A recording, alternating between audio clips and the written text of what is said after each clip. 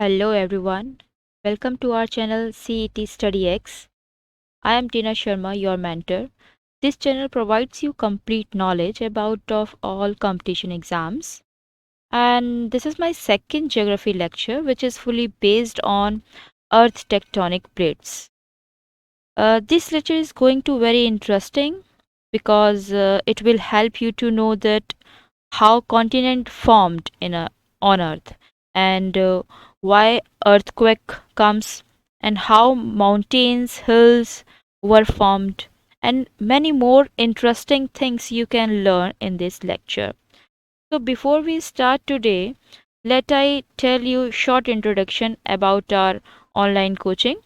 This is CET Study X, online coaching for SSC, banks, CTET, HTET, REIT, other government exams, NRA, CET based coaching and और साथ ही आपको हमारी best faculty different subjects cover कराएगी like reasoning maths English GK and current affairs and the most important thing is that all classes will be provided to you free of charges. So it is very good opportunity for you that आप घर बैठे ही सभी तरह के competition exams की तैयारी कर सकते हैं.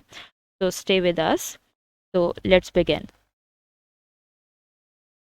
So this first slide जो आपको दिखाई दे रही है स्क्रीन पर टेक्टोनिक प्लेट्स. ठीक है, तो आज हम इसके बारे में पढ़ने वाले हैं. Tectonic plates, plate tectonic is the theory that earth's outer shell. ठीक है, एक शेल की तरह है. अगर हम बात करें जो हमारी अर्थ की जो टेक्टोनिक प्लेट्स है वो एक शेल की तरह है जो डिवाइडेड है इनटू लार्ज स्लैब्स. ठीक है, इस तरीके से डिवाइडेड है लार्ज स्लैब्स की तरह ऑफ सॉलिड रॉक, जिसे हमने क्या बोल दिया, प्लेट्स का नाम दे दिया.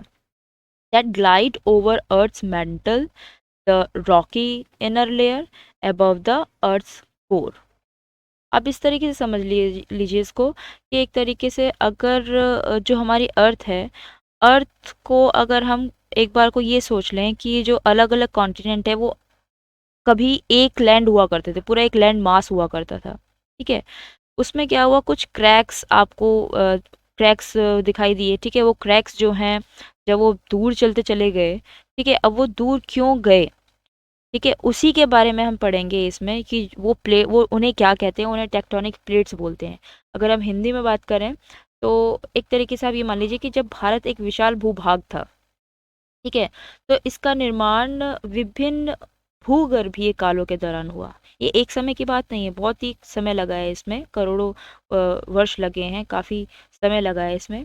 तो भूगर्भीय निर्माणों के अतिरिक्त कई अन्य प्रक्रियाएं, जैसे कई बार क्या होता है, जैसे हिंदी में अगर हम बोले तो अपक्षय हुए, अपरदन हुआ, ठीक है, और निक्षेपण. इसके द्वारा वर्तमान में जो आज की जो संशोधन के बाद जो आज का हमें पृथ्वी नज़र आती है, कुछ इस तरीके की नज़र आती है.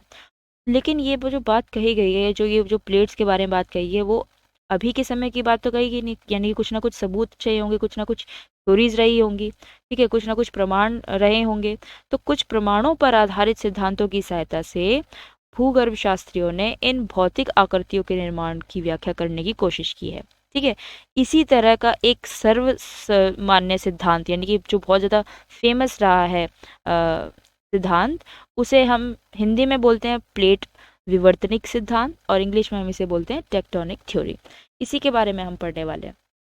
ठीक है, तो अभी हमने बताया इसमें कि ये क्या होता है, एक पृथ्वी की जो ऊपरी परपट्टी होती है, ठीक है, जो फर्स्ट टॉप मोस्ट लेयर होती है जिसे हम क्रस्ट बोलते हैं, ठीक है, वो 7 अलग अलग पार्ट में डिवाइडेड है, 7 अलग अलग प्लेट्स में डिवाइडेड है. ठीक है, और प्लेटों की गति के कारण प्लेटों के अंदर और उसके ऊपर की ओर स्थित जो महाद्वीप है, उस महाद्वीपीय शैलों में दबाव उत्पन्न होता है. इसकी वजह से क्या हुआ, इसकी वजह से वलन उत्पन्न हुआ, फोल्ड होना शुरू हुआ. ठीक है, ज्वालामुखी जैसी क्रियाएं होने लगी. और सामान्य तौर पे इन प्लेटों की गतियों को ही 3 वर्गों में, यानी कि 3 कैटेगरीज में डिवाइड किया गया है, जिसके बारे में हम आगे आगे चर्चा करेंगे. ठीक है, डाइवर्जेंट प्लेट्स और इन सब के बारे में बात करेंगे. तो earth solid outer layer thickness 80 to 100 kilometre. इसकी थिकनेस कितनी है, 80 to 100 kilometre, which include the crust and uppermost mantle is called the lithosphere. Okay, तो हम बात कर रहे हैं कॉन्टिनेंटल शिफ्ट। यहाँ पर इस पिक्चर में आपको ये अलग अलग, मैं यहाँ पर प्लेट्स में बता देती हूँ। मेनली जो प्लेट्स हैं वो 7 प्लेट्स में डिवाइडेड किया गया है, ठीक है। कितनी, 7 तरीके की प्लेट्स में डिवाइड किया गया है। इसकी कहानी कुछ हम इस तरीके से लेके चलते हैं। आपको पहले बताते हैं कि जब जब हमारा पूरा का पूरा एक लैंड मास था, ठीक है, पूरा पूरा जो हमारा एक जो अर्थ है वो पूरा का पूरा एक लैंड मास था, ठीक है। इस तरीके से पूरा का पूरा एक, कह सकते हैं कि भूगर्भ एक एक खंड था, ठीक है। लेकिन धीरे धीरे क्या हुआ, इसमें कुछ ना कुछ परिवर्तन आता गया। बहुत सारी जो प्लेट्स जिसके बारे में हम बात करने वाले हैं, उनके कारण ये जो चीज़ें हैं, ये जो लैंड मास है वो अलग अलग होते गए, टुकड़ों में बदलते चले गए, ठीक है। उनमें डिवीजन शुरू हो, क्रैक्स आने शुरू हो गए, ठीक है। अब ये क्रैक्स आने क्यों शुरू हुए और कौन कौन सा ऐसा वैज्ञानिक था जिसने ये चीज़ें ऑब्ज़र्व की, ठीक है। और ऑब्ज़र्व करने के बाद हमें ये चीज़ें बताएं कि हाँ ये चीज़ें जो हैं, ये रीज़न ये था, प्लेट सारे सभी कॉन्टिनेंट्स का अलग होने का रीज़न ये था। तो उनका अगर हम नाम देखें तो यहाँ पर आता है वैगनर, ठीक है। एक वैगनर साइंटिस्ट हुए जिन्होंने ये चीज़ बताई, अल्फ्रेड वैगनर, जिन्होंने बताया कि पहले जो हमारा अर्थ था उसमें एक बहुत बड़ा एक लैंड मास हुआ करता था, ठीक है। ये जो आपको फर्स्ट पिक्चर में नज़र आ रहा है। देन क्या हुआ, धीरे धीरे वो अलग होते चले गए, ठीक है। तो जो सबसे प्राचीन भूभाग है, यानी कि जो सबसे, अगर हम ओल्ड लैंड मास की बात करें तो वो गोंडवाना। अगर आप सबसे पहले इसके बारे में बात करूं मैं, ये जो लैंड मास था इसको नाम दे दिया गया पेंजिया, ठीक है। पेंजिया या पेंगिया आप कह सकते हो। पेन में, पेन का मतलब होता है पेन, ठीक है। पेन और जिया से मिलकर बना है ये, ठीक है। यानी कि एक ऐसा टुकड़ा जो किसका है, धरती का है, ठीक है। यानी कि जो जहाँ पर पूरा का पूरा मैदान, या फिर आप कह सकते हो पूरा का पूरा एक टुकड़ा है जहाँ पर अ, मैदानी इलाका है, ठीक है। मैदानी इलाका है, या फिर आप कह सकते हो कि लैंड का टुकड़ा है, ठीक है। लैंड का टुकड़ा है। और दूसरा जो पेंजिया, और एक दूसरे का नाम दे दिया पेंथालासा। पेंथालासा जहाँ पर जो पूरा का पूरा पानी का एरिया है, ठीक है, उसको पेंथालासा कह दिया गया। फिर उसके बाद जो पेंजिया है वो सुपर कॉन्टिनेंट था, और उसके 2 भाग हुए। सेकेंड पिक्चर में आप देख सकते हो दूसरे 2 भाग हुए, जिसमें पहले वाला हमने बताया जिसको बोला गया लोरेशिया, और जो दक्षिणी हिस्सा था, ठीक है, उसे बोला गया गोंडवाना, ठीक है। जो उत्तरी हिस्सा है यानी कि जो नॉर्थ का पार्ट है उसे बोला गया लोरेशिया, और जो नीचे का पार्ट है, दक्षिण का जो पार्ट है वो हुआ गोंडवाना। और इनके डिवाइड होने के बाद इनके बीच जो महासागर का पानी भरा, उससे एक खाड़ी यानी कि स्ट्रेट का निर्माण हुआ, जिसे वैज्ञानिकों ने टेथिस सागर का नाम दे दिया, ठीक है। तो पेंजिया सुपर कॉन्टिनेंट से अलग हुआ।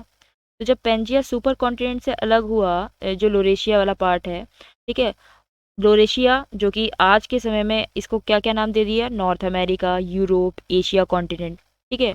और जब पेंजिया सुपर कॉन्टिनेंट से गोंडवाना अलग हुआ, ठीक है, तो गोंडवाना वाला जो पार्ट है उसमें आज के समय में कौन कौन से कॉन्टिनेंट बने थे, south America, Africa, Australia, Antarctica और इंडिया। तो जो सबसे प्राचीन भूभाग था, गोंडवाना भूमि का जो हिस्सा है, उस गोंडवाना भूभाग के विशाल क्षेत्र में भारत, ऑस्ट्रेलिया, दक्षिण अफ्रीका, दक्षिण अमेरिका और अंटार्कटिका का क्षेत्र शामिल है।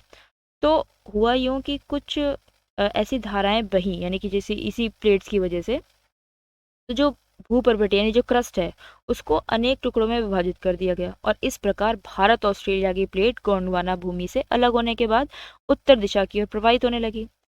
उत्तर दिशा की ओर प्रवाह के परिणाम स्वरूप ये प्लेट अपने से अधिक विशाल प्लेट, यूरेशिया प्लेट से टकराई। इस टकराव के कारण इन दोनों प्लेटों के बीच जो टेथिस था, ठीक है, स्थित टेथिस, ठीक है, भू अभिनीत के अवसादी चट्टान और वलित होकर हिमालय तथा पश्चिम एशिया की पर्वतीय श्रृंखला के रूप में विकसित हो गए, ठीक है। तो जो टेथिस के हिमालय के रूप से ऊपर उठने तथा प्रायद्वीप पठार के उत्तरी किनारे के नीचे धंसने के परिणाम स्वरूप एक बहुत बड़ी द्रोणी का निर्माण हुआ, ठीक है। और समय के साथ साथ ये बेसिन उत्तर के पर्वतों का दक्षिण के प्रायद्वीपीय के पठारों से बहने वाली नदियों के अवसादी निक्षेपों तथा धीरे धीरे ये भरता चला गया।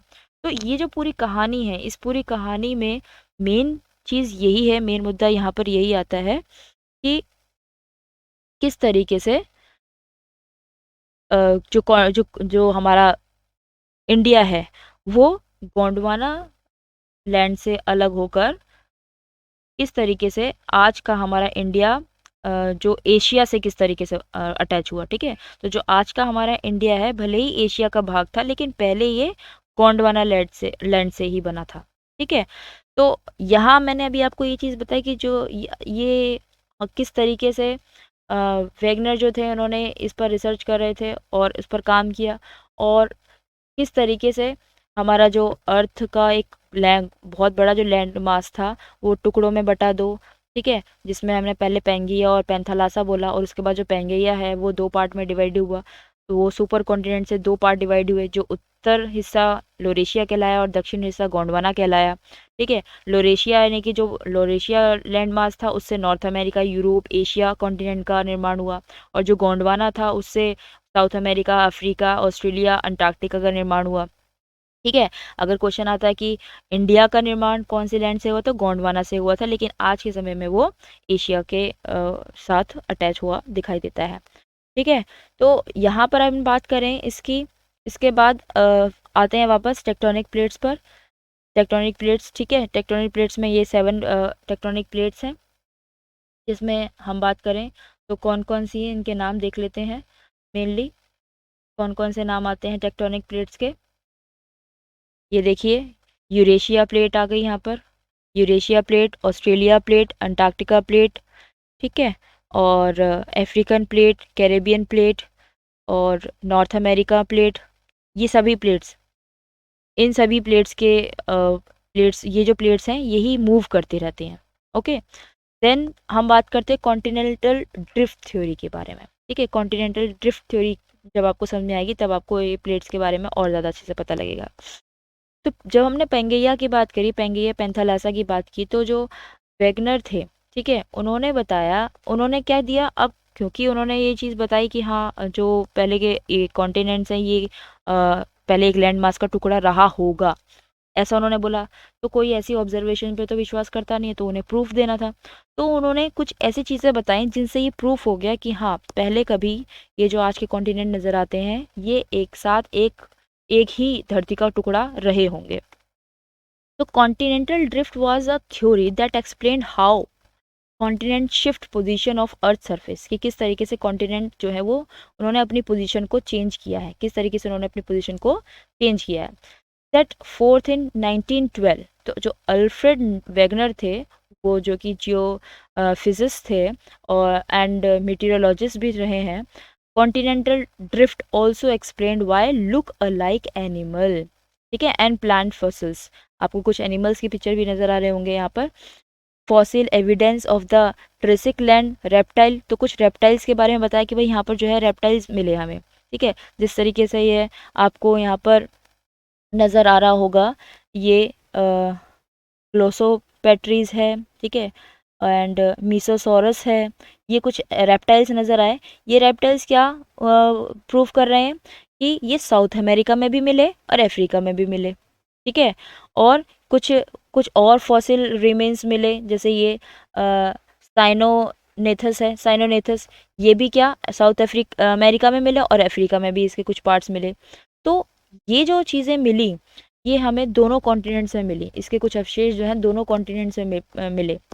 दूसरा और क्या चीज़ इन्हें प्रूफ करने को मिली, वो ये कि आप जो इसका पार्ट देख रहे हैं, जो आप जो इसका किनारा देख रहे हैं, ये जो साउथ अमेरिका और अफ्रीका का जो आप कोस्टल एरिया देख रहे हैं, वो कोस्टल एरिया अगर हम दोनों को जोड़ेंगे, जैसे पजल्स होती हैं ना, बच्चों की पजल्स होती हैं, उन पजल्स को जब हम जोड़ते हैं तो वो एक दूसरे से बिल्कुल जुड़कर एक पूरी की पूरी कंप्लीट पिक्चर बना लेती है। उसी तरीके से अगर हम इन कॉन्टिनेंट को जोड़ने की कोशिश करें, इन कॉन्टिनेंट के हाफ हाफ पिक्चर को या हम पजल्स बना दें और उनको वापस जोड़ें, तो ये कंप्लीट एक लैंड मास बना लेगी। तो ये 2 रीज़न थे जिससे हमें ये प्रूफ हो जाता है, जो इन्होंने, जिससे वैगनर एकदम बिल्कुल ये सही साबित हो जाते हैं कि हाँ जो उनकी ऑब्जर्वेशन थी वो बिल्कुल सही थी। Wegener observed that present day continent can be join together in zigzag manner, ठीक है ना, zigzag manner to form a single land mass, जो भी मैंने आपको बताया।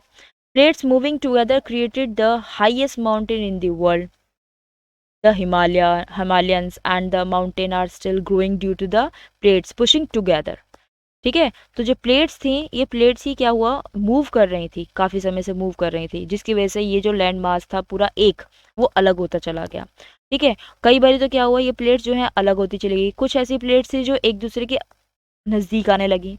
तो जब कुछ प्लेट्स एक दूसरे के नज़दीक आने लगी तो क्या हुआ, कुछ माउंटेन्स का भी यहाँ पर क्रिएशन हुआ, कुछ माउंटेन्स भी बने। वो माउंटेन्स कौन कौन से थे, ये भी हम आगे बात करेंगे इसकी। तो Wegener knew the fossil plants and animals such as mesosaurus and fresh water reptile found only South America and Africa during the Permian period, तो could be found on many continents, he also matched up rocks. अच्छा, तो यहाँ पर उन्होंने कुछ तो animals को देखा और साथ ही कुछ रॉक थे जो मैच कर गए, ठीक है, अलग जो हमने कॉन्टिनेंट्स आज देख रहे हैं, north America, south America and Africa, तो रॉक्स के थ्रू भी इन्होंने ये इस अपनी थ्योरी को प्रूव किया। ऑन इधर side of the Atlantic ocean like puzzle piece, for example, जैसे अभी मैंने बताया आपको, कुछ प्ले माउंटेन्स के रॉक्स के थ्रू भी ये बताया गया कि हाँ, ये सभी जो है कभी एक साथ पूरा एक लैंड मास रहा होगा। द एपेलेचियन माउंटेन्स जो यूनाइटेड स्टेट में है and Caledonian mountains Scotland fit together, दोनों एक दूसरे से बिल्कुल फिट हो गए। अब जब एक दूसरे से बिल्कुल फिट हो गए तो ये बिल्कुल प्रूफ हो गया कि ये एक लैंडमास रहा होगा। As to the Karoo strata in South Africa and Santa Catarina rock in Brazil, इन दोनों को जब हमने अटैच किया तो ये एक दूसरे से फिट हो गए। तो ये 3 एग्जाम्पल्स थे जिसके थ्रू हमने पता लगा पाया कि जो अलग अलग कॉन्टिनेंट्स आज के समय में नज़र आ रहे हैं, जो मॉडर्न वर्ल्ड आपको इस टाइम पर ये नज़र आ रहा है, ये कभी इस तरीके से रहा होगा। ओके, तो ये था continental drift. Then plate tectonic. Plate tectonic is now the widely accepted theory that earth crust is fractured into rigid moving plates, ठीक है। तो प्लेट्स का मूव करना ही टेक्टोनिक प्लेट्स का एक फीचर है यहाँ पर। In the 1960 scientist discovered the plate edges, अभी मैंने एजिस के बारे में जैसे बताया था, तो उन्होंने एजिस के बारे में डिस्कवर किया through magnetic surveys of the ocean floor and through the seismic listening network build to monitor nuclear testing, ठीक है। तो सिस्मिक वेव्स क्या हैं? सिस्मिक वेव्स एक तरीके से आप ये कह सकते हैं कि सिस्मोग्राफ से बना है, सिस्म, और इससे भी पहले सिस्मिक वेव या सिस्मोलॉजी, ठीक है। ये सिस्मोलॉजी कहाँ से आई, इसके बारे में हमने पहले वाली वीडियो में भी पढ़ा था कि सिस्मोलॉजी एंड्रियो मोरोविच ने दिया था, जो कि साइंटिस्ट थे and he was the scientist who use seismology. तो वो सिस्मोलॉजी का यूज़ क्या है, तो भूकंप का रिकॉर्ड एक सिस्मोमीटर के साथ रखा जाता है, जो सिस्मोग्राफ भी कहलाता है। वहीं से ये सिस्मोलॉजी आई, उसी से हम पता लगा पाते हैं कि मूव्स कैसे करती हैं प्लेट्स, या फिर कितनी तेज़ी से मूव किया, ठीक है। अब ये प्लेट्स, 7 मेजर प्लेट्स कौन कौन सी है, आप इनको ज़रूर नोट कर लेना। 7 मेजर प्लेट्स कौन कौन सी है? African, Antarctic, Eurasia, Indo Australian, North American, Pacific and South American. And Hawaiian island were created by the Pacific plate which is the world's largest plate, ठीक है, वर्ल्ड लार्जेस्ट प्लेट है ये, ठीक है, at 39,768,522 square miles. Okay, now we will study about tectonic plate boundary. A tectonic plate boundary is the border between two plates. The tectonic plates slowly and constantly move but in many different directions. जो plates हैं वो अलग अलग direction में जा रही है, ऐसा नहीं है कि सारी की सारी डायरेक्शन जो है वो सब एक ही तरफ जा रही हैं, या सभी अलग अलग, मतलब सबकी अलग अलग डायरेक्शन है, कोई एक दूसरे के पास भी आ सकती है, कोई किसी से दूर भी जा सकती है, तो सभी अपनी अपनी अलग अलग डायरेक्शन में जो है मूव कर रही हैं। Some are moving towards each other, कुछ एक दूसरे के पास में आ रही हैं, some are moving apart and some are grinding past each other, ठीक है ना। ग्राइंडिंग पास्ट जैसे कि हम अपने हाथों को रगड़ते हैं ना, रब करते हैं, उस तरीके से भी कुछ प्लेट्स जो है मूव कर रही हैं। Tectonic plate boundaries are grouped into 3 main types, ठीक है।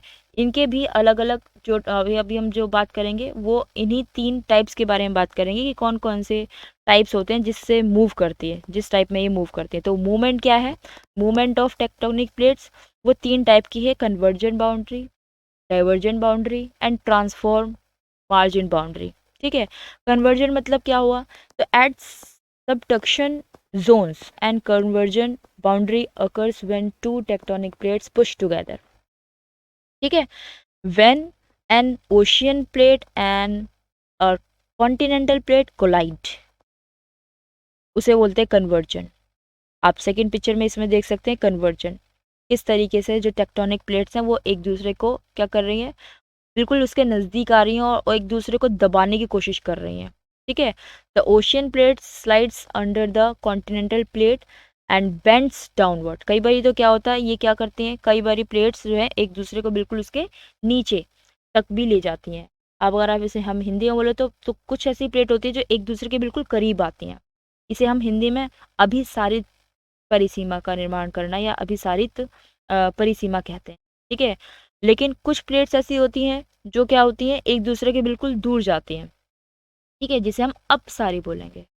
कुछ प्लेट एक दूसरे से दूर जाती है जिसे हम अपसारी परिसीमा का निर्माण करती हैं, जो जिसे हम डाइवर्जेंट बाउंड्री बोलते हैं। Divergent margin occurs when two plates are spreading apart, ठीक है, as at sea floor ridges or continental rift zones such as the East Africa Rift molten rock rises, ठीक है, from the earth center of the fill the gap। इसके बाद क्या हुआ यहाँ पर, डाइवर्जेंट, जिस तरीके से इस पिक्चर में नजर आ रहा है कि जो प्लेट्स हैं वो दोनों को दोनों दूर जा रहे हैं, और जब दूर जाने के बाद जो बीच में गैप है, वो बीच में जो गैप है उसको फिल करने के लिए कुछ जो प्लेट्स होती हैं वो कुछ रॉक्स जो होती हैं, कुछ मोल्टन रॉक्स होती हैं, वो राइज हो जाती हैं, वो ऊपर की तरफ आ जाती हैं उस गैप को फिल करने के लिए, ठीक है। तो इस तरीके से कुछ प्लेट्स मूव कर रही हैं। Then transform margin boundary, transform margin marks slip sliding plates such as California San Andrea fault. बहुत ही इम्पोर्टेंट, ज़्यादातर पूछा जाता है और ज़्यादा इम्पोर्टेंट ये वाला नाम आपको यहाँ पर देखना है। ये है एक कैलिफोर्निया सैन एंड्रियो फॉल्ट। अगर आप इसकी गूगल सर्च करके इसकी पिक्चर देखना चाहेंगे तो ज़रूर देखना। ये बहुत ही अच्छा एग्जाम्पल है ट्रांसफॉर्म मार्जिन या ट्रांसफॉर्म बाउंड्री को समझने का। ये कैसी होती हैं, जब दो प्लेट एक दूसरे के करीब आती हैं तब या तो दोनों टकरा जाती हैं या फिर एक प्लेट फिसलकर दूसरी प्लेट के नीचे जाती है। कभी कभी वे एक दूसरे के साथ क्षैतिज दिशा में गति करते हैं, ठीक है। यानी कि हम ये कह सकते हैं कि एक दूसरे के बिल्कुल, जैसे हम हाथ को रब करते हैं ना, तो ऐसा रब करने वाला सिस्टम होता है, जैसे कि आप इसमें पिक्चर में देख सकते हो। यानी एक प्लेट बिल्कुल आगे की तरफ चली जाएगी तो एक प्लेट बिल्कुल पीछे की तरफ आ जाएगी। इस फॉर्मेशन से, इस मूवमेंट से कैलिफोर्निया सैन एंड्रियास फॉल्ट का निर्माण हुआ है। San Andreas fault marks the location where the North America, कहाँ पर है ये, North America and Pacific plates, ठीक है। नॉर्थ अमेरिका और पैसिफिक प्लेट जब एक दूसरे को ग्राइंड किया, नॉर्थ अमेरिका प्लेट और पैसिफिक प्लेट जब एक दूसरे को ग्राइंड किया, तब ये इस कैलिफोर्निया सैन एंड्रियास फॉल्ट का निर्माण हुआ, ठीक है। तो the plates do not slide smoothly but build tension and release it in the form of an earthquake. कई बार क्या होता है, ये एक अर्थक्वेक का भी कर, मतलब कुछ ना कुछ ऐसा ज़रूरी नहीं है कि कुछ ना कुछ ये क्रिएट ही करेगी, किसी टाइप का कोई माउंटेन क्रिएट करेगी या कुछ और। कभी ये भूकंप के झटके भी महसूस करवाती है, जैसा कि अभी हाल फिलहाल में ही आपको सुनने में मिला होगा अर्थक्वेक। अब क्योंकि हमने अभी बात की प्लेट्स की, तो प्लेट्स के बाद अब अर्थक्वेक की बात आती है। तो अर्थक्वेक की क्या है, ठीक है। अर्थक्वेक अगर हम साधारण शब्दों में बात करें तो भूगर्भ में उपस्थित शक्तियों के परिणाम स्वरूप धरातल के किसी भाग में उत्पन्न होने वाले आकस्मिक कंपन को भूकंप कहा जाता है, ठीक है। तो the earth surface is active according to tectonic theory, moving as much as 1 to 2 inches a year। कई अब जैसे कि हमने बताया कि पहले लाइक लैंड मास था पूरा का पूरा, वो धीरे धीरे इतनी दूर जाकर, या हम कह सकते हैं इतना गैप कैसे आता चला गया, कैसे north America, south America, Africa, Australia, ये सब कॉन्टिनेंट्स बने। तो धीरे धीरे इसको 1 या 2 दिन में नहीं बने, इन्हें बहुत ज़्यादा साल लगे हैं। तो ये नहीं, यही यहाँ पर चीज़ बताई गई है कि हर साल 1 या 2 इंच जो है ये प्लेट्स मूव करती रहती हैं। And the many tectonic plates shift and interact all the time. This motion reshapes the earth's outer layer. ठीक है, earthquake, volcanoes and mountains are result of this process. इस प्रोसेस का रिजल्ट ये निकला कि कई बारी अर्थक्वेक आता है, कई बारी वॉल्केनोज इरप्शन हो जाती हैं, और कई बारी अलग अलग तरीके के माउंटेन्स बिल्ट होते हैं। तो यहाँ पर आपको कुछ बात बताई हुई है कि मैन इनडायरेक्ट रोल प्ले करता है। कैसे? फॉर्मेशन ऑफ डैम्स बनाता है, ठीक है, डिग्स, टनल, रोड्स, या फिर एटॉमिक टेस्ट करता है। ठीक है, ये तो मैन का हो गया direct role. The location below the earth surface where the earthquake start is called hypocenter. अब हम इस पिक्चर को समझने की कोशिश करते हैं। तो जो इसका जो सेंटर है इसे हाइपोसेंटर बोलते हैं, यानी कि जब अर्थ आया, यानी कि अर्थक्वेक आया, अर्थक्वेक आने से जो उसका सेंटर का पॉइंट होता है, यानी कि कहीं ना कहीं जो जहाँ पर भूकंप के झटके महसूस किए जाते हैं, तो वो इसका एक अधिकेंद्र होता है। ठीक है, एक उद्गम केंद्र होता है जहाँ से वो स्टार्ट हुआ। आपने कई बार देखा होगा, एक जगह जब आपने कभी छोटे कभी होते हैं तो ऐसे काम कर लेते हैं कि हम पानी होता है और पानी में जैसे तालाब वगैरह होते थे, तो उसमें जब पत्थर मारते थे तो पत्थर मारने से क्या होता था, बीच सेंटर में अगर हम जब मारते थे तो उसके आसपास रिंग्स बन जाती थी। ठीक है, तो वो रिंग्स बनना और सेंटर में बिल्कुल जब पत्थर लगता था, तो वही एक एग्जाम्पल आप ध्यान में रखिए। इसी तरीके से कुछ भूकंप की उत्पत्ति होती है। ठीक है, तो जो सेंटर का पार्ट होता है वो उद्गम केंद्र होता है, उसके आसपास जो होते हैं वो भूकंपी तरंगे होती हैं, जो सभी दिशाओं में बाहर की ओर निकलती हैं और बाहर की ओर निकलती हुई जाती हैं, और वो अलग अलग जो उसके आसपास के एरियाज होंगे, प्लेसेस होंगे, वहां तक उन झटकों को महसूस करवाती है। ठीक है, तो जो सेंटर का पार्ट हो गया वो हाइपोसेंटर होता है, उसके आगे का पार्ट एपीसेंटर होता है। ठीक, और epicentre the location directly above it on the surface, जो उसके बिल्कुल सरफेस के अबव होता है उसे हम एपीसेंटर बोलते हैं। And the earthquake is what happen when two blocks, जब वो 2 ब्लॉक्स होते हैं यानी कि plates of the earth suddenly slip, ठीक है, एकदम से अचानक से स्लिप हो जाएं past one another the surface where they slip, और जहाँ पर ये सरफेस जो है वो स्लिप करता है उसी को हम फॉल्ट या फिर फॉल्ट प्लेन बोलते हैं। ठीक है, यहाँ पर आप देख सकते हैं कि ये जो 2 ब्लॉक्स हैं ये अचानक से खिसके, ठीक है, अचानक से इनका स्लिप कर गए सडनली, तो इस वजह से जो एक तरीके से कंपन हुआ, और जिस एरिया में या जिस जगह पर ये कंपन हुआ, जिस प्लेस पर, उसको फॉल्ट बोला, और इस वजह से भूकंप के झटके महसूस होते हैं। ठीक है, एक बहुत ही बड़ा जो भूकंप का झटका आया था, आपको पता होगा, भुज में भूकंप का झटका आया था 26 जनवरी 2001 में, 6.9 इसको रिकॉर्ड किया गया था। अच्छा, अभी ये जो भूकंप होते हैं इसको रिकॉर्ड कैसे किए जाते हैं? ठीक है, इन सभी के मेज़र करने के लिए रिक्टर स्केल बनाया गया है। ठीक है, तो सिस्मोग्राफ जो होता है उसके थ्रू हम ये मेज़र कर सकते हैं, ठीक है, रिक्टर स्केल के थ्रू, कि भूकंप कितना आया और कितना ज़्यादा अगर आ जाए तो जो बहुत ज़्यादा बहुत बड़ी तबाही की कर सकता है इस टाइप के भूकंप। तो सबसे बड़ा जो आया था वो 26 जनवरी 2001 में भुज में आया था, वो सबसे बड़ा और भयानक था। ठीक, उसके बाद तो जो आए हैं वो नॉर्मल आए हैं, लेकिन अभी भी कुछ हैं वो ज़्यादा तबाही कर सकते हैं। नेक्स्ट है सिस्मिक वेव्स। ठीक, सिस्मिक वेव्स कौन कौन सी हैं? सिस्मिक वेव्स में सबसे पहले हम बात करते हैं सिज्मोलॉजी की। हालांकि मैं ये सारी चीज़ें बता चुकी हूँ, एक बार दोबारा गो थ्रू कर लेते हैं इसको। Seismology is the study of earthquake is and seismic waves that move through and around the earth.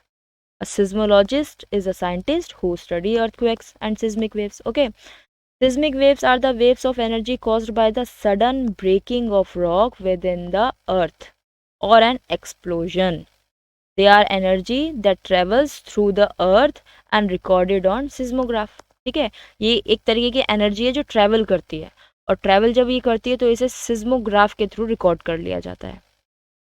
अब ये वेव्स किस तरीके की होती हैं और कितने टाइप्स की होती हैं वो हम आगे स्टडी करते हैं। There are several different kinds of seismic waves and they all move in different ways.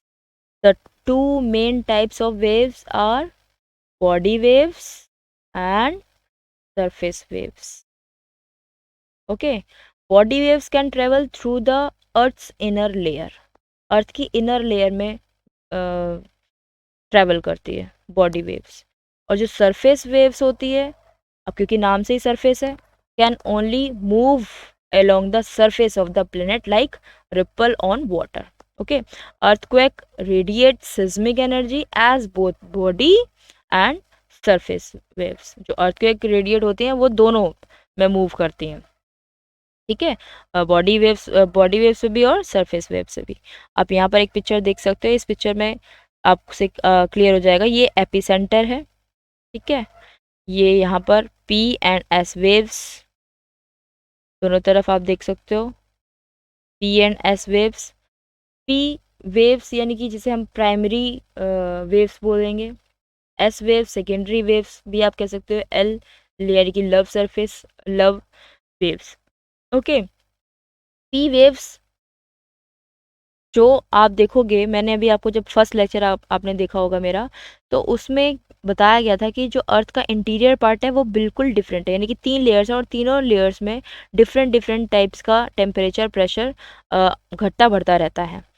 तो उसकी वजह से क्या होता है, यहाँ पर जो ये आपको लाइंस नज़र आ रही हैं, लाइंस यानी कि जो वेव्स हैं, वो जब मूव करती हैं तो उनका जो है पाथ चेंज होता रहता है. ठीक है, कई जो है बिल्कुल अंदर तक जाती हैं, कई बिल्कुल नहीं जाती हैं. तो ये जो वेव्स हैं ये इस चीज़ को ही शो कर रहा है. ठीक, टी वेव्स जो बिल्कुल स्मूथली जाती है, जिसे हम हिंदी में अनुदैर्ध्य बोलते हैं, तरंगे, अनुदैर्ध्य तरंगे, ये बिल्कुल स्लोली मूव करती हैं. ठीक है, ये बिल्कुल स्लोली मूव करती हैं. इनका पता भी नहीं चलता है कि जो अर्थ की प्लेट्स हैं वो मूव भी कर रही हैं. लेकिन जो एस वेव्स हैं, वो एस वेव्स हमें पता लग जाता है कि हाँ एस वेव्स हैं, क्योंकि ये बहुत ही ऊपर नीचे की तरफ यानी कि तबाही करने वाली होती हैं. लेकिन उससे भी ज़्यादा खतरनाक एल वेव्स होती हैं जो बहुत ही ज़्यादा ऊपर नीचे की तरफ चलती हैं. ठीक है, तो आप ये कह सकते हो कि फोल्ड फोल्डेड होती हैं, बहुत ज़्यादा फोल्ड लेकर चलती हैं. तो इस वजह से बहुत ज़्यादा खतरा हो सकता है. जैसे मैंने आपको एग्जांपल बताया था, भुज के भूकंप का जो झटका महसूस किया गया था 26 जनवरी 2001 को, उससे बहुत ज़्यादा तबाही महसूस की गई थी. ठीक है, बहुत ज़्यादा तबाही हुई थी वहाँ. 6.0 उसकी तीव्रता नोट की गई थी. ठीक है, सबसे शक्तिशाली जो वेव्स माने मतलब रिकॉर्ड जो माना जाता है वो अभी तक नोट किया गया है, वो 7.0 तक का रिकॉर्ड किया जा चुका है. तो अब हम बात करते हैं बॉडी वेव्स कौन सी हैं और सरफेस वेव्स कौन सी हैं. तो बॉडी वेव्स में आती हैं पी वेव्स और एस वेव्स, और सरफेस वेव्स में आती है एल वेव्स. ठीक है, तो ये है पी बॉडी वेव्स के बारे में बात करें. Travelling through the interior of the earth, body waves arrive before the surface. Surface के नीचे बिल्कुल देखा जाए तो. Emitted by an earthquake. these waves these waves are of a higher frequency than surface waves. ठीक है, इसकी फ्रीक्वेंसी ज़्यादा होती है, इसीलिए नॉर्मली हमें पता नहीं लगता. ठीक, P waves, the first kind of body waves is the P waves, और प्राइमरी वेव्स भी आप किसे कह सकते हैं. This is the fastest kind of seismic wave. okay, and consequently the first to arrive at a seismic station, the p waves can be moved through solid rock and fluids like water or the liquid layer of the earth. It pushes and pulls the rock. It moves through just like a sound waves. बिल्कुल sound की तरह, जैसे हमें पता भी नहीं लगता, उसकी तरह पुश करती हैं. ठीक है, पुश और पुल करती है, and pull the air. Okay, P waves are also known as a compressional waves because of the pushing and pulling they do. इसीलिए ये नॉर्मली निकल भी जाते हैं और हमें पता नहीं लगता. S waves, the second type of body waves is the S wave, or we can say a secondary wave, which is the second wave you feel in the earthquake. And S wave is slower comparatively to P waves, and can only move through solid rock, not through any liquid medium. right? It is this property of S waves that led seismologists to conclude that Earth's outer core is a liquid. S waves move rock particular up and down. Okay, जैसे कि आप picture में देख रहे हो कि up and downs का पता लगता है, और side to side perpendicular to the direction that the wave is travelling in, the direction of the wave propagation. तो ये है हमारी S wave, secondary type of wave. जो सरफेस वेव्स में आती है, like travelling only through the crust, अभी आपको बताया था कि जो अर्थ के क्रस्ट पर ट्रैवल करता है, surface waves are the lower frequency, इसकी फ्रीक्वेंसी कम कंपैरेटिवली तो बॉडी वेव से कम होता है, and are easily distinguished on a seismogram as a result. Through they arrive after body waves, it is surface waves that are almost entirely responsible for the damage and destruction associated with earthquakes. This damage and the strength of the surface waves are reduced in deeper earthquake.